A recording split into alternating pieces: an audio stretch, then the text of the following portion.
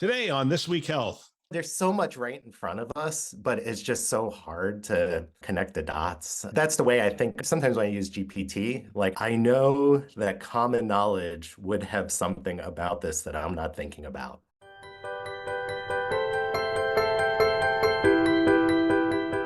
Thanks for joining us on this Keynote episode, a This Week Health conference show. My name is Bill Russell. I'm a former CIO for a 16-hospital system and creator of This Week Health, a set of channels dedicated to keeping health IT staff current and engaged. For 5 years, we've been making podcasts that amplify great thinking to propel healthcare forward. Special thanks to our Keynote show partners, CDW, Rubrik, Sectra, and Trellix for choosing to invest in our mission to develop the next generation of health leaders. Now, on to our show. All right, it's Keynote today, and I'm excited to be joined by Dr. Kevin Maloy with Georgetown University School of Medicine, Assistant Professor of Emergency Medicine, leads up innovation projects at MedStar or participates in innovation projects at MedStar Medical Group. A lot of stuff going on. Did I get all those things right, or am I a little bit off? I'm usually a little bit off on those things. By the way, welcome to the show. Oh yeah, thanks for having me. Yeah, I'm a big fan. I listen at least once or twice a week. You're always on my kind of podcast feed. But I do two things. One is I do emergency medicine, and I'm an assistant professor of emergency medicine, and I still see patients clinically about half-time, and half-time I do innovation projects for the medical group at MedStar. And I'm going to say this affectionately. I'm talking to you because you're a physician nerd. You do a lot of really cool projects. And right now you're doing a lot of really interesting things with the OpenAI API. That's hard to say, OpenAI API. And you're doing stuff around data sets and different models and whatnot. And I was thinking earlier this year, I want to talk to somebody about my premise and some of my premises around ChatGPT, not just ChatGPT, Bard and other things, but where this could take us in medicine over the next 10 years or so. But to set that up, and I don't usually do this, we're going to go through your LinkedIn post because you're pretty active on LinkedIn. I know it's not the official, that's not where you guys publish papers and that kind of stuff, but there's a lot of good stuff that you put out there around this. And it's not only the posts where you write extensively, it's the stuff, it's like the comment posts. This one's from 5 days ago. Can a call center be a patient engagement center? And that's one of my premises for this year is that this conversational technology gives us new avenues to engage with patients. When you say, can it be a patient engagement center, what are you thinking about there? Yeah, so I was thinking about reframing stuff that's already around you, right? I was listening to a podcast on, I think it was Out of Pocket, and they were interviewing one of the chief operating officers at Adelaide. And he was the one who actually said, we changed the concept of a call center to a patient engagement center, and it changed the way we looked at the metrics and how we were evaluating people. And I thought that reframing was really interesting because he went into, if it's a call center, then you measure how long somebody's on the phone with someone. Get off the phone. Right, yeah. Be efficient. But he said there are metrics when it was an engagement, when it became a patient engagement center, when they reframed it as that, was how many prescriptions got filled after that conversation. And it struck me as they started shifting to something called patient-oriented outcomes, right? Like POEMs in clinical medicine, there's DOEs and POEMs, right? There's disease-oriented outcomes, which is, somebody's lab test changed by this percentage point, right? So the patient doesn't really notice it. But then there's also patient-oriented outcomes. And patient-oriented outcomes are people notice it. It's you're taking a medicine every day. You are seeing the doctor less. You have less appointments. So I thought it was just interesting how a simple change in framing what was already there, which is effectively a call center with somebody there, changed the metric that they were evaluating people on and changing what they were hoping to get out of that call center. Yeah, I think it's interesting when I think about the call center and whatnot, and we're going to get into GPT really quick here, but because I think that is the foundation for this. We've been introduced to this new technology and we're looking at all these things we've done in the past saying, hey, is there a better way to do this? Is there a way to create a dialogue between the health system and the patient with regard to their care journey, but also with regard to their journey just in general, like finding a doc, moving through the system. My wife told a story last night of she got a new OBGYN and her appointment is for June. like her first appointment, like, Oh, "Hey, we can get you in June." I'm like, January. Yeah. how can that possibly be? But that may be an inefficiency of just the person she contacted. But with the ability to pull all this information together and then have a natural language front end, we should be able to take out some of this friction that exists. Yeah, no, it seems that way. And there's also this weird phenomenon of everything's is like available, but you just don't know about it, right? Similarly, my wife was having some GI problems, and I feel like I know this space. And part of the reason I listen to your podcast is I constantly discover more that I just didn't know even existed. For instance, there's like a virtual GI clinic called Oshi, right? And you can go and get an appointment in 48 hours or something like that to see like board certified GI doc. Our insurance, the funny thing is my wife had GI problems like weeks later, and I was like, oh, there's actually this virtual clinic called Oshi, right? And She's looking at you like, that would have been good information to have. yeah, but there's so much right in front of us, but it's just so hard to connect the dots. That's the way I think. Sometimes when I use GPT, like I know that common knowledge would have something about this that I'm not thinking about. So sometimes I'll put stuff in GPT just to be like, I know that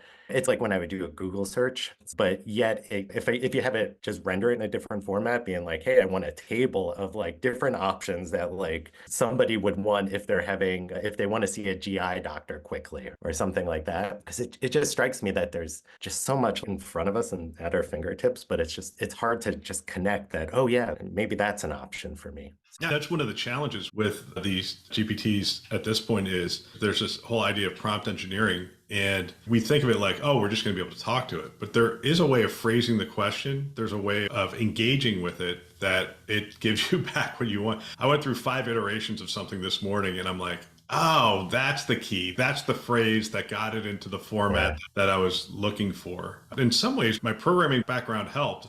Hopefully these models will evolve to such that you don't have to be a GPT prompt engineer to do it. It will be able to prompt you back with questions to clarify and then get what you're after. One of the things I saw was this idea that as GPUs and stuff get faster, you might be able to run just like a bunch of parallel queries and have GPT select the best actual response and just like fire off, get 100 queries about the same question and be like, oh, actually, this is the one that you're looking for. Because it's right now, like when you do GPT, it's like just one at a time. So you're stuck with whatever seed started it or whatnot. But there's probably like in the future, a way of just doing 100 all at once. And then taking the best response, like engineering a method to take the best response from that. Your next post is interesting. Make a custom GPT in OpenAI for synthetic patient snapshots with me in 5 to 10 minutes. Yeah, you've done this. Come on, Bill. I have done these GPTs. It is that simple, but how powerful is it really when you get to the end of it? I realized I hear a lot about different AI companies or options. And I saw like one of the custom GPTs was I'll take a clinical note and I'll automatically give you ICD-10 billing codes. And I was like, oh, that's like super fascinating, but how would you test that out, right? I was like, oh, the way you could test that out is just have GPT create synthetic data for you, because you can't really just go and like at MedStar right now, we're not using OpenAI GPT. So this is like a side thing that I'm doing. But so I was like, how could I test it out and see if it's doing as expected? I could sit there and try to create a fictional case, right? And that's going to take a bunch of time. Or I could just create a custom GPT that would create fictional cases on demand, right? Because then there's, by definition, no PI in there, right? Because this is being synthetically produced by GPT. So that's how I came about doing that. I don't know, what's your experience with custom GPTs? It take a while to actually get what you want? So I created a GPT for, I think it's called Healthcare CIO. Yeah, Healthcare CIO. Because I didn't want to do health system CIO because that brand's already taken. So I did healthcare CIO. And then I populated it with a handful of things. Now I wanted to upload like all the interviews I've ever done with CIOs, which would be, I don't know, 6 years of interviews. It would have been a lot of stuff. And it did not have the ability for me to upload that kind of stuff yet. You're too productive, Bill. You're too productive. And I started thinking about it. First of all, it's a lot of data, but I understand why they're not doing it. There's probably a lot of people out there who are like, I'm going to upload all the Harvard Business Review articles and create a GPT around it, whatever. It's not your data to do something with. Yeah.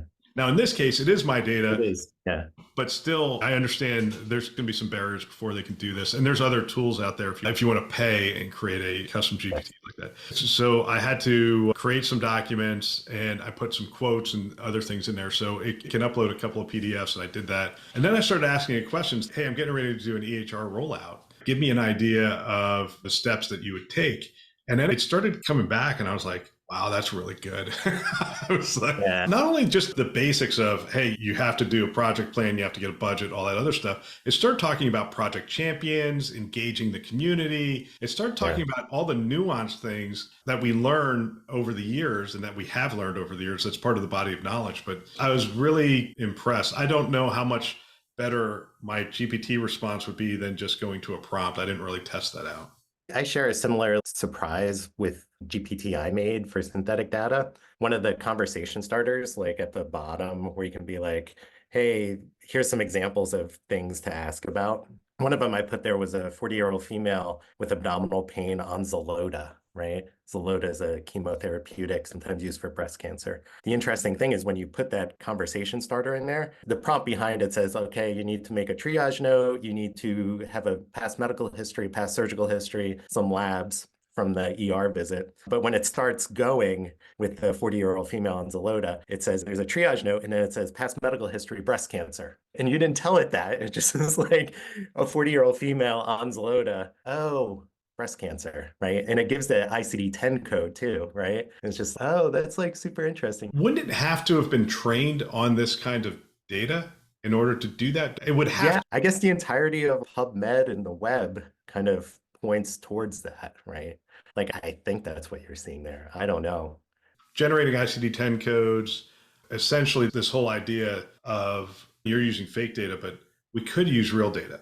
And how is this going to change the practice of medicine, let's say in the near term? Because a lot of health systems are signing up with either Google. Right now I'm seeing Google and then Microsoft's your path to OpenAI, Google's your path to Google stuff and Bard and MedPalm and the rest of those things. I know that there is Amazon has made a significant investment and they're heading in that direction. I just haven't read any stories in healthcare yet. But in Epic, actually, we've seen a lot of stuff from Epic recently about how they're playing around with this technology. And I'm going to interview Seth Hain here shortly, and I'm looking forward to talking to him about how they're thinking about it. But couldn't this really change and revolutionize the way you do documentation? Yeah, I think so. Part of it is like always, like you hear so much about it. Like I personally haven't used any of the ambient solutions. Like I use Nuance and like kind of the microphone. I'm curious as to whether the ambient solutions will work in a very noisy emergency department. And part of it being that, like, how do you select what patient you are seeing to associate them with that conversation inside of the EA? Because you're roaming around, people are, in different rooms, but that's not foolproof. And likewise, a lot of emergency medicine in the US today, there's like hallway spaces, right? That's if you go to any ER, there'll be people in the waiting room in the hall. So how do you associate that conversation with that specific person? I think that's like a challenge. And also like just the ambient noise that's going on in the ER. I did like years ago before actual LLMs, I was trying to do this and it occurred to me because I'm always like, how do you do this without real patient data, right? So it's, like, we have this awesome simulation center, right? Why can't we just go and try to record stuff with a bunch of noise in the simulation center with a resident, right? So we went and we did 2 cases in the sim center with as much noise as we could do. And this was all simulated. So we didn't need like a BA or anything. We used Otter at the time when Otter was new. It actually did okay-ish. It was all right. But then you realize, like, what is the flow going to be for me to associate this transcript with this specific patient encounter and not have it be super, just a bunch of more clicks to do? So it's interesting as you're talking about that back in the day, a long time ago. Now we were a Meditech shop. So you can imagine the technology we were, and this isn't Meditech Expanse. This is Meditech back in the day, client server and whatnot. So we had to think a little differently of things we're doing, and we're trying to change the clinician experience. And one of the projects I gave to a couple people on my team was essentially for this to be the computer, the phone to be the computer. And I didn't really care which one it was. Like, we'll give them out if you do this. And what they went down the Android path. And essentially what they were demoing at the time was you go into the room and you dock the thing, and on the screen comes up a full-blown thing of the EHR and whatnot, which I thought was interesting. But I think we've progressed. This was back in 2016, 2015. But I think how we progressed is the primary tool for ambient listening now is the phone.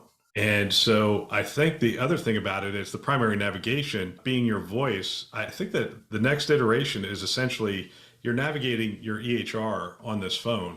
And you say, I'm seeing Kevin Malloy right now. Pull up his record, it pulls it up, and then you say, all right, I'm ready to do the note for Kevin, or I'm ready to whatever it happens to be. Still a little clunky, but that's, I think, the direction that Nuance is heading with deep integration into the EHR. Yeah, and I think in the ER, we're all unscheduled. I think there's something to be said if you have a schedule and know that, hey, it's this people that it's going to be. Whereas if you have the entirety of a 100-person ER with a bunch of active patients, it's not impossible. My thought on the solution is to have a QR code. We're in the ER, we're very like desktop oriented because we have just one geography, and I have a QR code inside of the EHR that you scan, and then it like pulls up that exact patient, right? And then you can go and see them, right? Because then you know that you're documenting on the actual correct patient. I haven't seen that yet, but that's my inkling on that. But I think that might just be ER specific, where we have a lot of unscheduled care. That's the thing about this ambient technology. There's so many specifics, right? So you go, it's like you go to gastroenterology, it's a different language. And then you go to cardiology, it's a different language and different environments. And by the way, we also have to think through, especially in the emergency department, you have to think through disaster scenarios, right? So it's already busy and loud on a normal day. Let's assume there's an event that happens, an earthquake, a flood, a fire, whatever. Now all of a sudden that place is inundated. Do you really want everything to be being done by voice? It's already loud as all get out and whatever. And just a lot of stuff breaks in those environments. And as well as I do, having worked there, I know as being a CIO, you have to have a very solid plan for all those things. Yeah, famously, Mark Smith, who used to be Chief Innovation Officer at MedStar, an ER doc, when he was making his own EHR, he had this quote, which was, engineer for the extreme, use in the routine. So he would engineer for the extreme cases like you were talking about, but then use in the routine. It just stuck with me ever since he said it.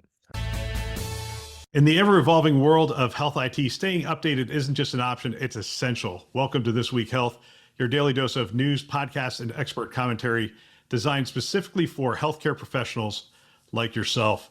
Discover the future of health IT news with This Week Health. Our new news aggregation process brings you the most relevant handpicked stories from the world of health IT, curated by experts, summarized for clarity, and delivered directly to you. No more sifting through irrelevant news, just pure, focused content to keep you informed and ahead. Don't be left behind. Start your day with insight at the intersection of technology and healthcare. This Week Health, where information inspires innovation. So give me your thoughts on the Sam Altman keynote. You had a couple of posts after that. It was given Steve Jobs or what? It wasn't quite Steve Jobs in terms of, and one more thing, but I mean, I remember going out of that keynote and being fairly like, oh my gosh, the world is changing as we know it. It felt a little bit like that first iPhone. Yeah, in some ways you're here like, wow, what is the next one going to be like when he gets further down his road? I think I remember one of the take homes being a context window. And I was actually looking at this just the other day. You were talking about earlier having all your transcripts, right? You got to put them in a file and upload them to GPT, those custom GPTs. If you can have a context window that's much larger, I think it's like 3,000 or 4,000 tokens currently, right? You're limited currently about how much in terms of medical history, as well as how much you can get out. So if you're trying to create a custom GPT to create fire, like synthetic fire, fire is so verbose, right? So many characters that you run out of context window. So I thought one of the big things would be, I think it was like 32,000 context window length, which would be about like the size of a novel, right? So then you could start you might be able to put like a majority of the discharge summaries on a patient into the actual prompt itself and be like, hey, summarize the entirety of all the discharge instructions. I just feel like I'm always coming up against context window and like how big you can actually, how much prompt you can actually give it and how much it'll give you back. We really are at the beginning of this. If it does feel like that first iPhone, I have the first iPhone box behind me. Do you remember how small this thing was? I look at it now and I think, man, that was small. But I think the other thing we forget about it was there was no app store. Yeah, on this it's original thing. whatever Apple would let you use and had made there. What they envisioned was really everything would come through the internet, not an app store, was their vision. Now that changed in like version 2. I think they came out with the app store and away they went. This feels a Yeah. little bit like that in terms of we're playing around with it and going, it's not, it's really amazing, but it's not quite there. And it's the same thing as holding this phone. You're like, wow, this is really powerful. And Steve was right. It's a communicator, a phone, an email. I forget what and a music.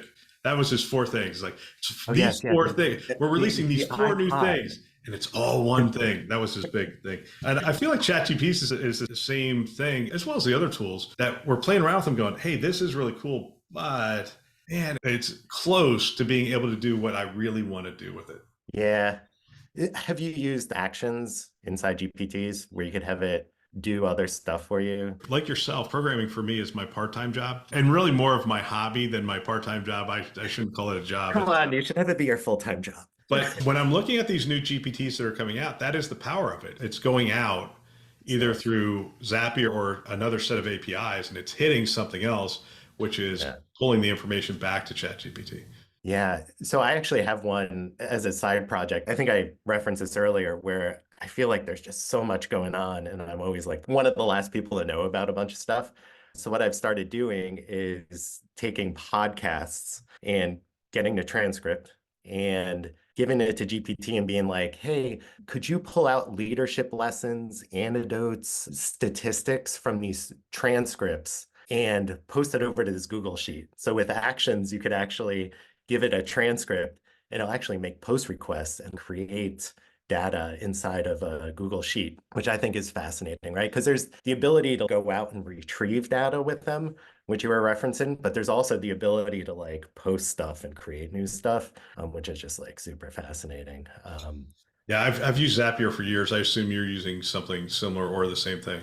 Yeah, I like Sheety Co for Google Sheets, but these are all just like personal project type Are you stuff. pulling that stuff from the RSS feed, or where are you getting the transcripts? Are Yeah, you so RSS feeds I find are fascinating, right? Because you basically curated a bunch of content. You have the creators of the podcasts like mark up like what this is about and where the audio is, right? So what you can do is set up a Zapier for an RSS feed, be like, here's an MP3, post it up to something like DeepGram, transcribe, put in a Google Drive sees a new thing. Right now, you can't do the custom GPT, so you can't do actions in OpenAI with the Assistance API. But so what I do is I just like copy and paste, and then the GPT does the rest. I imagine you could set up like Puppeteer or like the automation, like browser automation stuff to do that for you, log you into OpenAI and do that. So it is like the iPhone, right? Where you're looking at it and you're like, almost all the pieces are there, right?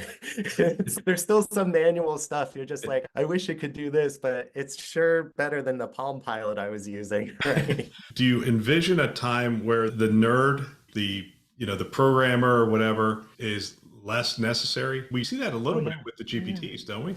Yeah, you must be doing this yourself where you tell it to create some code for you.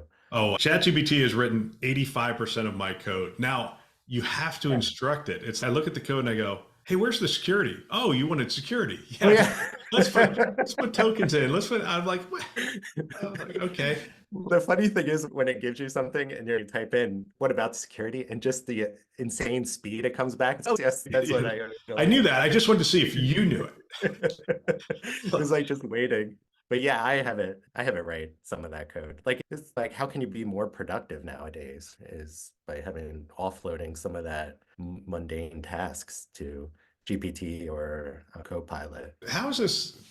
I mean, it's cost prohibitive at this point, but both Google and Microsoft have you have Copilot on one side, and I don't know what Google's calling theirs, but essentially within email, now you're going to have access to functionality that is large language model. I'm really concerned about this, to be honest with you. I can't imagine people turning on the auto function of, yeah, just Oh respond to yeah. them. I'm going on vacation this week. Good luck. But haven't you seen this? I have a sneaky suspicion that I've gotten some GPT generated, like, Yes. even from not even advertising. It's like someone who ran it through GPT to be like, can you like rewrite this to be, a little more I don't know, And you're like, hey, this funny isn't or in your usual style. It's missing the punctuation errors and the spelling yeah. errors. Did you do what's going on? I closed an email recently with some alliteration. I used three C's for something. And afterwards I read it and I'm like, somebody's going to accuse me of I said, just so everyone knows, this was not written by a large language model. I'm working on alliteration for 2024. This is like a thing. How much stuff are we reading now that is generated, especially within healthcare? It's really interesting to me. Some of the leading journalists or places we go for news, a lot of times, are summaries. And so I looked at that and I'm like, look, that news site's a summary. That's a summary. If some big announcement happens, they all cover the same thing. And it's you sort of start reading them and you're going, man, because we report on the news here and I read a lot of stuff and I go, man, that's like the same stuff over and over again. And so our news site, I make no bones about it. We summarize it. What you read on our website is Oh yeah. summarized by GPT. Now, if you want to read the whole article, go ahead and click on the button. You can read the whole article. And we designed it that way for ease of reading, and people can read the summary and determine whether they want to read the whole article or that kind of stuff. But how much stuff are we reading now that is AI generated? Yeah, I don't know. And the follow on to that is, I remember talking to doctors and when we're doing the EHR implementation, and I'm like, how do you want to mark this? How do you want to mark that? And they said, I want to know what doctor made that note. I'm like, why is that important to you? It's because if it's this doctor, I don't really trust him. But if it's this doctor, I really trust him. And if it's this doctor, whatever, I'm like, that's really fascinating to me. So when we get to this point where we're actually generating with AI, we're generating stuff that's going into the EHR, are we going to mark that as AI summarized, AI generated content? I would assume we are.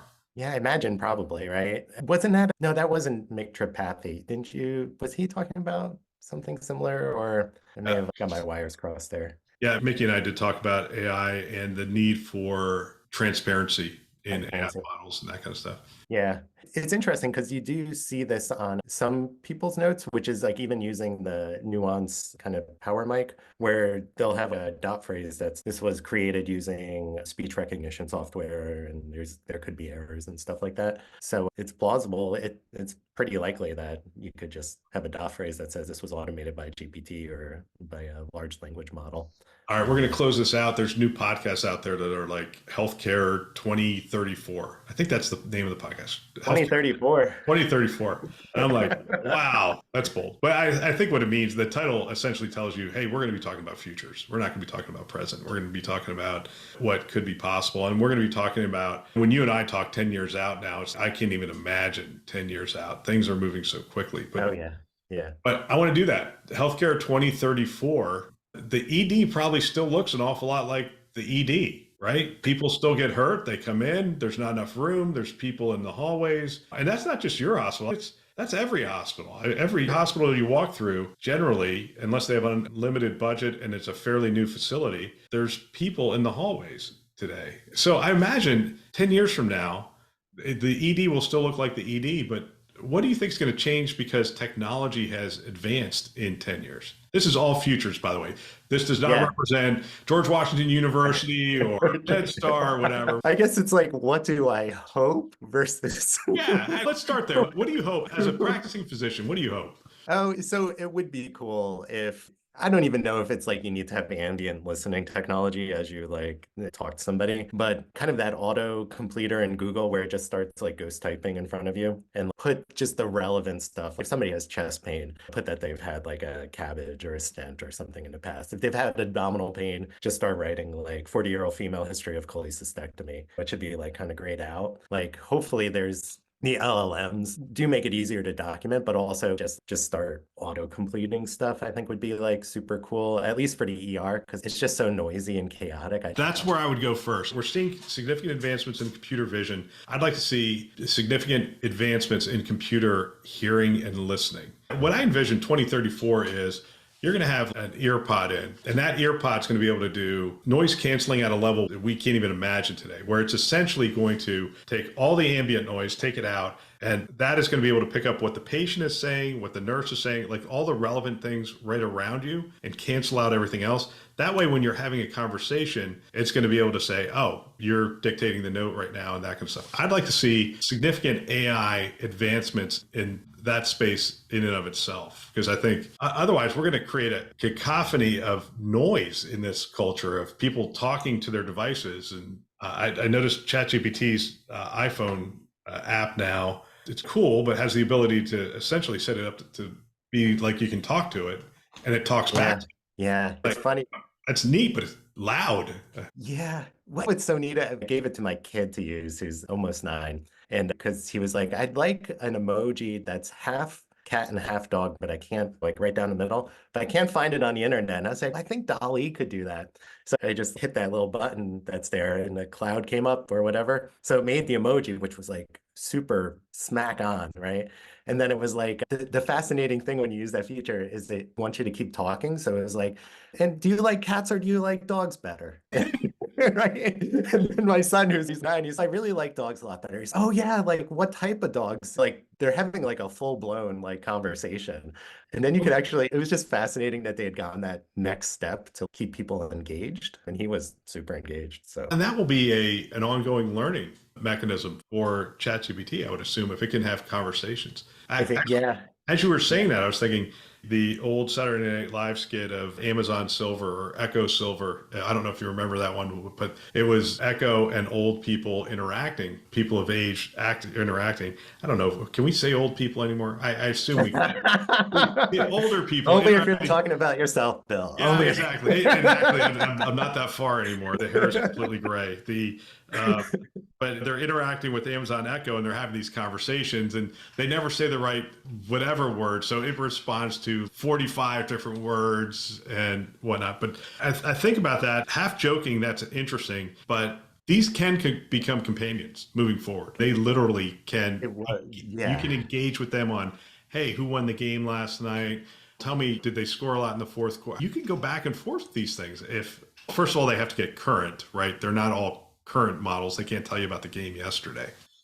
I think the thing I observed when my son was talking to him was that it summarizes what you just said and then asks you something new. So the GPT for what you just said would be like, Bill, I hear that you're really interested in the scores in sports. Why do you like sports so much?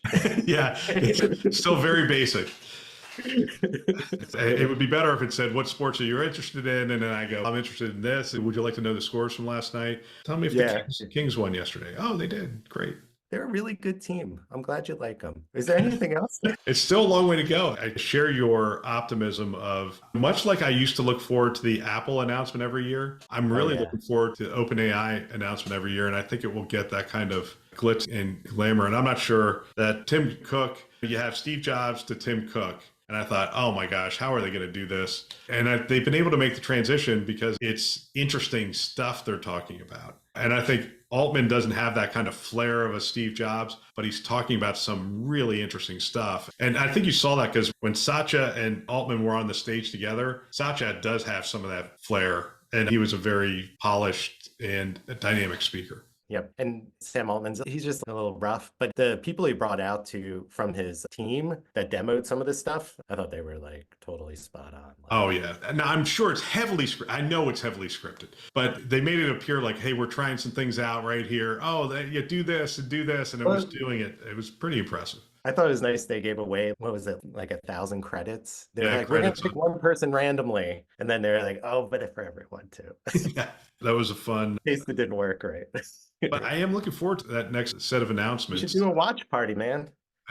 we should do a live watch party and just sit there and comment on it like, oh, look at that, man. We do, gosh, at the Manning brothers watching Monday Night Football. We'll just sit there and go, oh, geez. That'd be a lot of fun. Oh, man. Hey, Kevin, I really appreciate you coming on. We'll have to stay in touch, compare notes, and see how things progress in the AI age of medicine. Absolutely. Thanks for the time, Bill.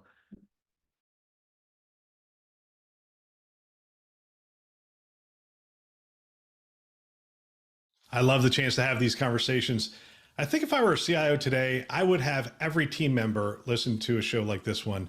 I believe it's conference level value every week. If you want to support This Week Health, tell someone about our channels. That would really benefit us. We have a mission of getting our content into as many hands as possible. And if you're listening to it, hopefully you find value And if you could tell somebody else about it, it helps us to achieve our mission. We have two channels. We have the conference channel, which you're listening to, and This Week Health Newsroom. Check them out today. You can find them wherever you listen to podcasts, Apple, Google, Overcast. You get the picture. We are everywhere. We want to thank our Keynote partners, CDW, Rubrik, Sectra, and Trellix, who invest in our mission to develop the next generation of health leaders. Thanks for listening. That's all for now.